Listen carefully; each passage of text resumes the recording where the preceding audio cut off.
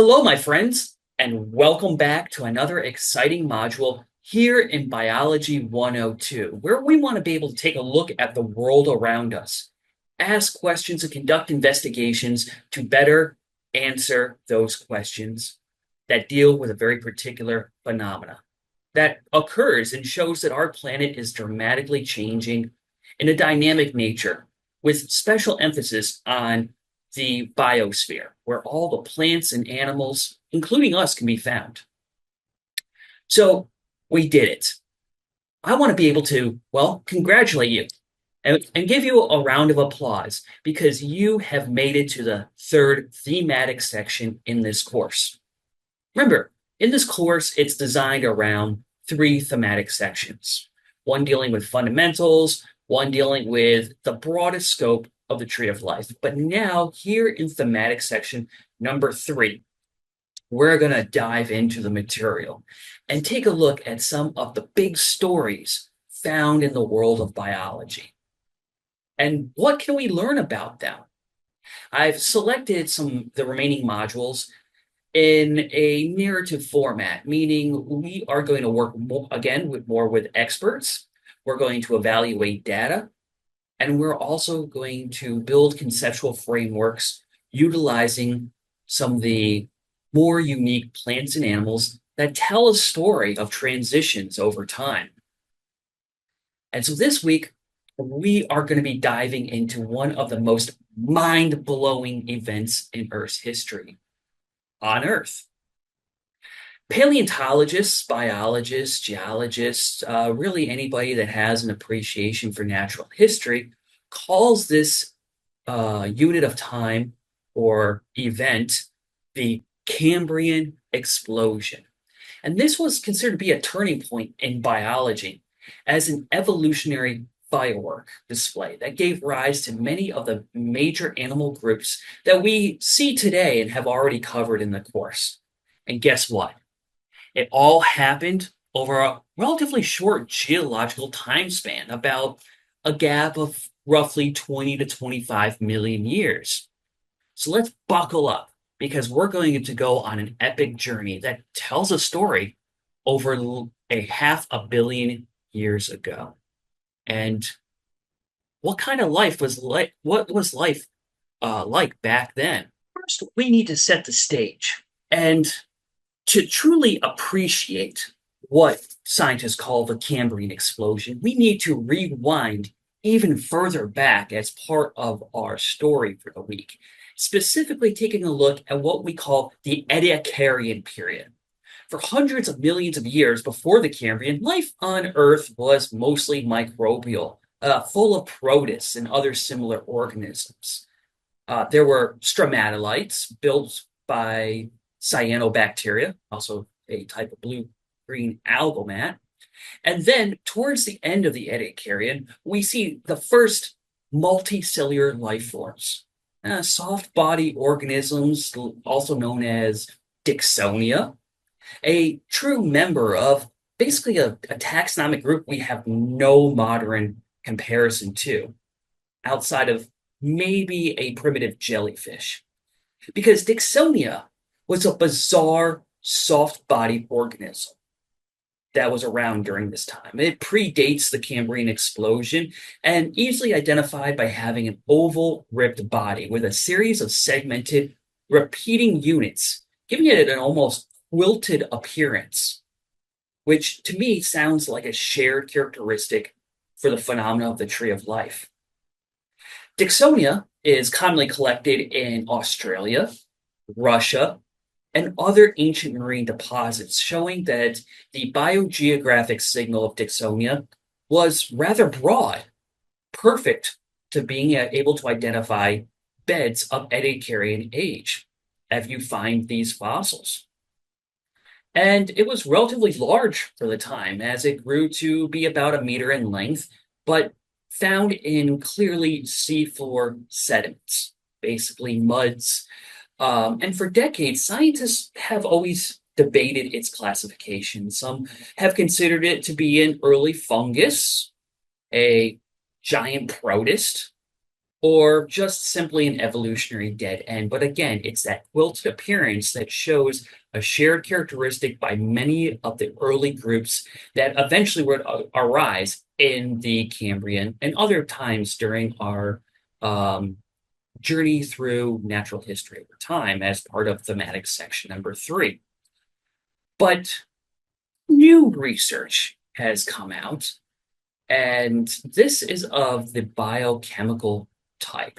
You see, they've actually taken the molecules of Dixonia and have reconstructed them and found out that Dixonia may have produced some of the first biomolecules that we have, linking them to the group of animals.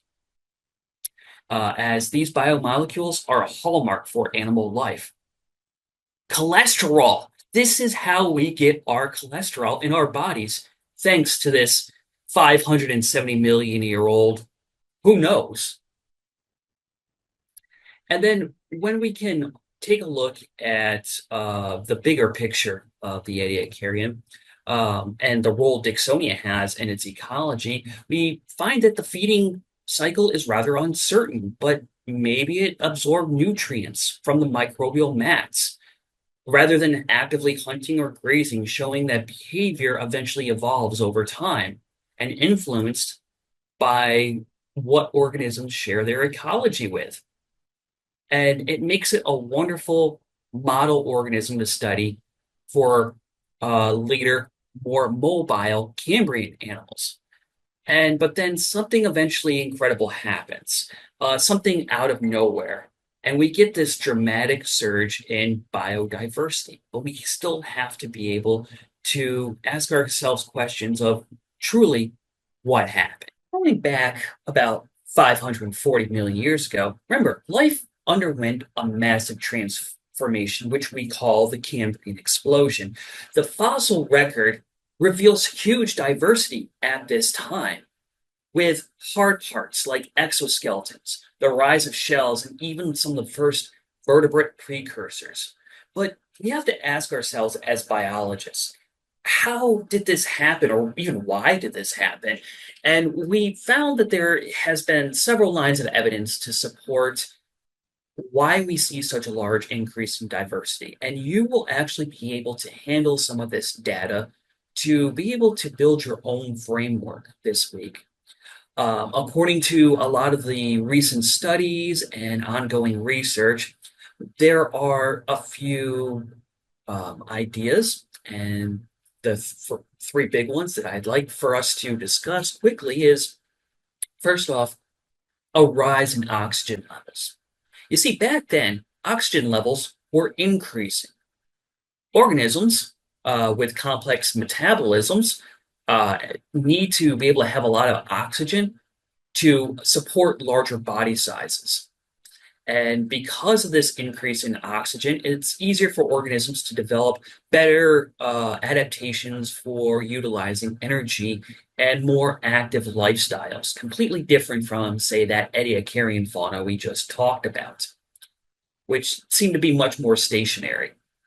But one of the things that I'm interested in is that the idea of what we call an ecological arms race. You see, once predators evolved, prey species either had to do two things: adapt or go extinct. This led to innovation, like spines, armor, or even changes in their behavior that allowed them to burrow. Example of predator-prey dynamics shapes evolution and thus also shapes biodiversity. The formation of early skeletons, a key development in the Cambrian period, allowed for organisms to exploit new ecological niches, basically become hyper specialized to their role in the ecology, and then use that to gain protection from predators.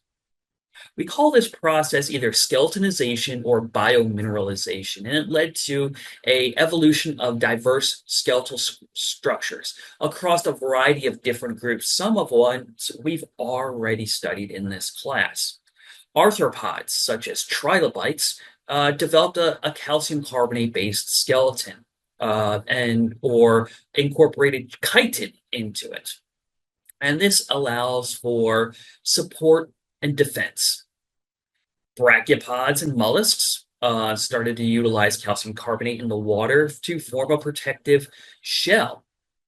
Um, there's also early chordates, including Piaka, which lacked a hard skeleton, but then utilized the cartilaginous structures to eventually develop what we now have as a vertebrate backbone. Well, we've taken a look at our own bones and find that they are full of calcium, and this is actually the start of our backbones. Um, and even some of the simplest metazoans actually started to secrete silica-based or calcium-based spicules to form their own structures. And we've taken a look at spicules and realized they do have some lattice work that they can form to form a skeleton in some of the metazoans, but also uh, have little sharp ends onto them, perfect for warding off predators. But the takeaway here is that the emergence of skeletons not only provides mechanical strength, but also drives that evolutionary change and influences predator-prey interactions and shapes the Cambrian ecosystems to allow for many of the major phyla that we see today to persist over long periods of time. One such phenomena that occurs during this time that allows us to define the Cambrian as a explosion is we think, according to the evidence, that we also see the evolution of developmental genes, also known as Hox genes. Hox genes, they played a crucial role in the Cambrian explosion because they actually are tied to the body plans of early animals. And this enables the development of complex, segmented, and even bilateral symmetrical organisms. Try to say that 5 times fast. But these genes are interesting because, according to, say, our lessons in Biology 101, but also our recommended reading for the week, is that these genes act as master regulators of embryonic development. And this is important because it determines where and how different body structures form along an organism's body plan. For example, arthropods, such as the ones that we will learn about this week, trilobites, and also a giant predatory arthropod called Anomaloceras, have Hox genes, and these Hox genes are controlled by the control the differentiation of the head, the thorax, and segmented limbs, allowing for them to specialize into their ecological niches, allowing them to be either burrowers that feed on dead or decaying organic matter, or in the case of Amyloceras, a apex predator that use that specialization to feed on trilobites. In our current ancestor found at this time, the early chordate Piaka, um, they used Hox genes to guide the formation of that primitive notochord and the start of different segmented muscles that are very similar to the muscles that we have in our arms, such as our biceps, triceps, deltoids, and so forth. Similarly, mollusks, they utilize Hox genes as a way to develop complexity in their shells, but also a muscular foot structure to allow them to be anchored into the sediments or move around the oceanic floors of these marine ecosystems. And so that's where the expansion and diversification of the Hox gene during the Cambrian basically allowed for an increase in anatomical complexity, which is also supports that evolutionary arms race. And this also allows for a enabling of rapid emergence of new body plans that allow for diversity to occur and those to take up empty ecological roles left over from that Ediacarian time period and essentially shapes that marine ecosystem over a period of time. Now, I've talked about the explosion of biodiversity, but I didn't go really in depth about the key taxonomic groups that are present during this time or that arose during this time. And I want to get into the real stars of the Cambrian at this point in our weekly welcome because it's the incredible diversity of animal groups that arise during this time that tell us about the future of what our biodiversity may look like. So, one of the first groups are going to be the arthropods, the reigning champions of the Cambrian, because the arthropods are a group that eventually includes your insects, crustaceans, arachnids, but they saw their earliest relatives arise during this time. And one of the most famous Cambrian arthropods I think of as a paleontologist are the trilobites.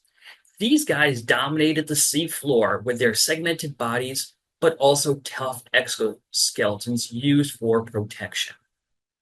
A trilobite belongs to the phylum Arthropoda, making it again an arthropod, and they are taxonomically defined as having segmented bodies, jointed appendages, and a chitin or calcium exoskeleton.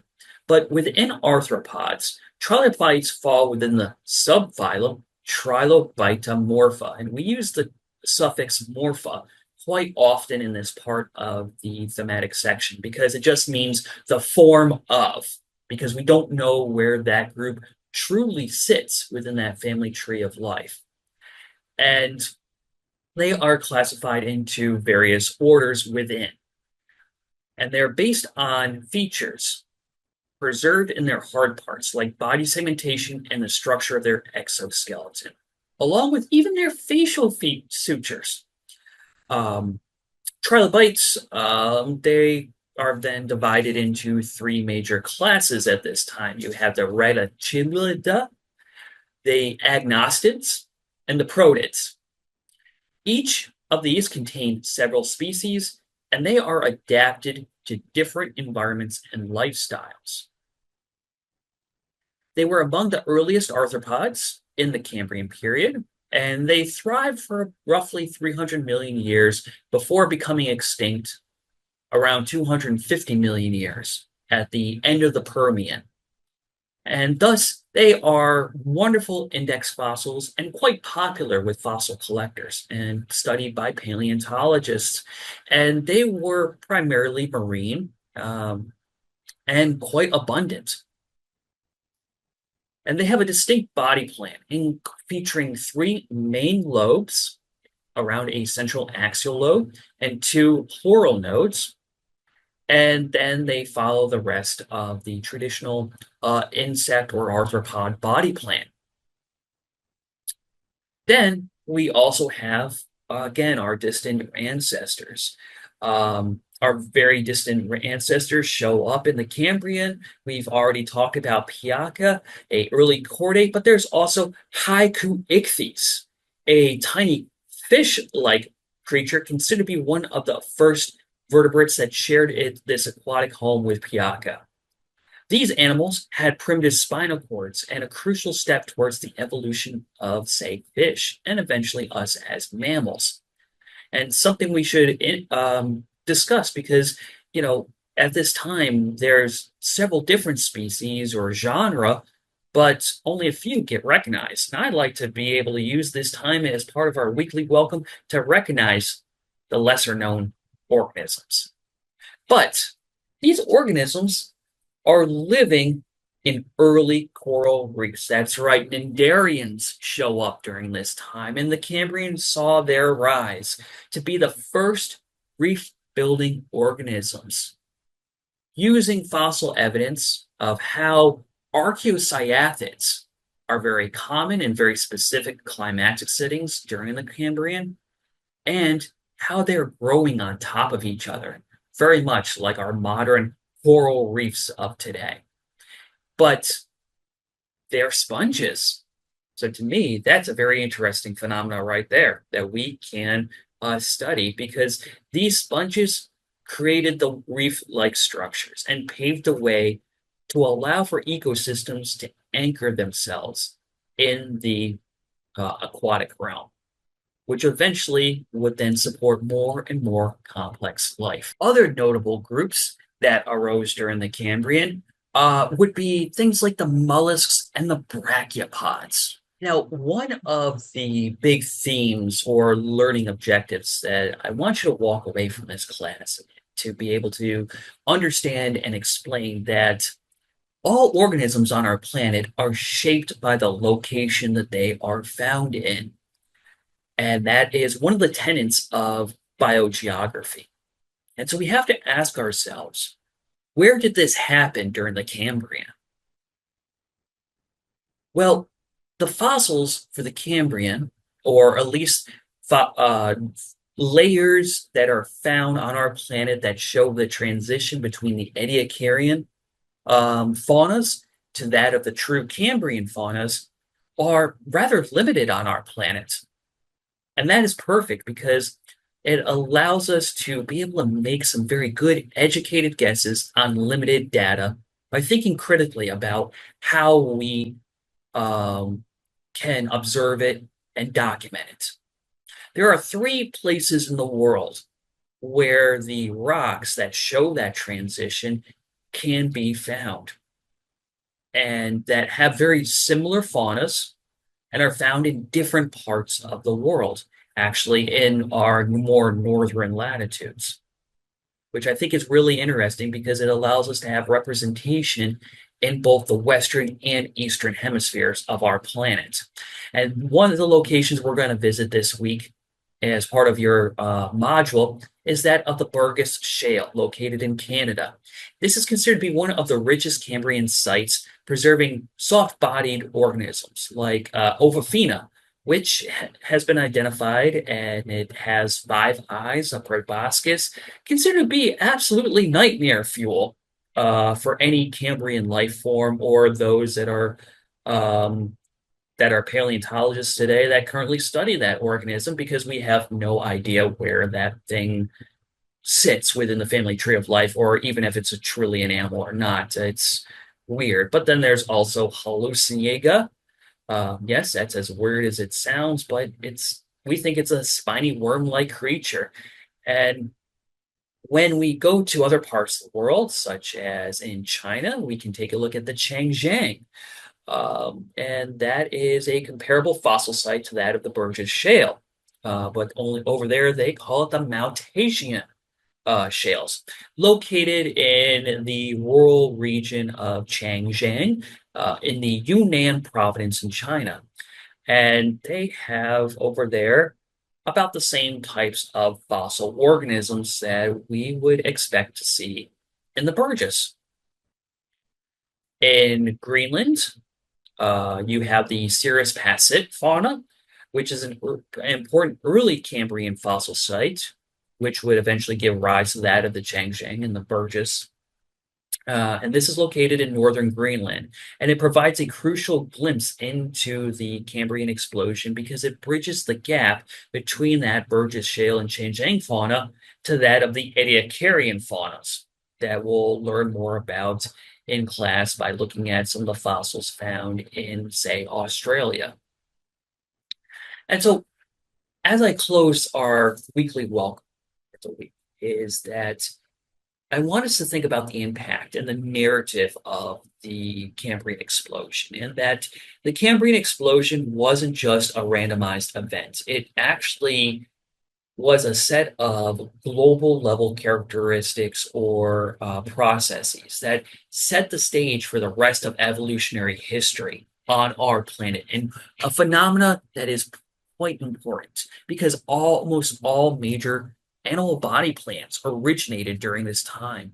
And despite mass extinctions, many of these groups are with us today. In fact, we are part of one of those many groups. And without this evolutionary burst, the complexity of modern life might not have ever happened. We could have been a barren planet for millions of years in the future and a million years from, say, our current future.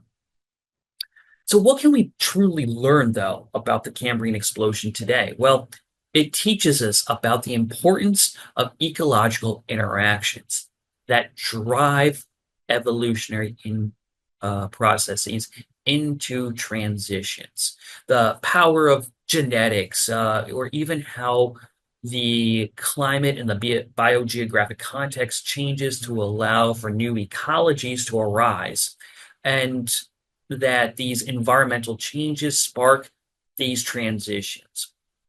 Really, it's a reminder that the history of life is full of surprises, and who knows what the next evolutionary leap may look like.